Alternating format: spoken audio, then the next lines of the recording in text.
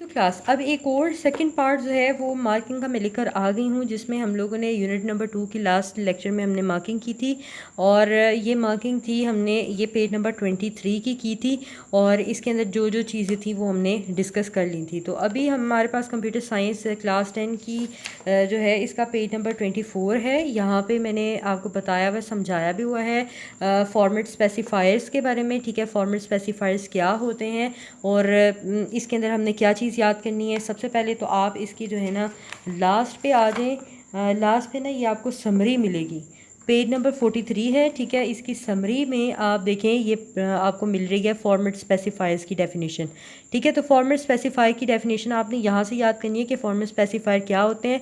यानी आपको आ जाए डिफाइंड फॉर्मेट स्पेसिफायर, तो आपने कहना है फॉर्मेट स्पेसिफायर आर यूज़, ये इसलिए यूज़ होते हैं ताकि हम स्पेसिफाई कर सकें फॉर्मेट ऑफ डाटा टाइप, यानी हम डाटा टाइप को बता सकें कि वो हम जो फॉर्मेट स्पेसिफायर हम यूज़ कर रहे हैं वो कौन सी डाटा टाइप से रिलेटेड है। During input and output operation format specifier is always preceded by percentage sign. ये डेफिनेशन लिखने के बाद आपने इसकी कुछ एग्जांपल लिखनी है।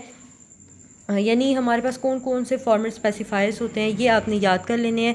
यानी डाटा टाइप क्या है, डाटा टाइप इनपुट के इंटीजर के लिए कौन सा फॉर्मेट स्पेसिफायर है, फ्लोट के लिए कौन सा है, चार के लिए कौन सा है, ये फॉर्मेट स्पेसिफायर्स आपने याद कर लेने हैं।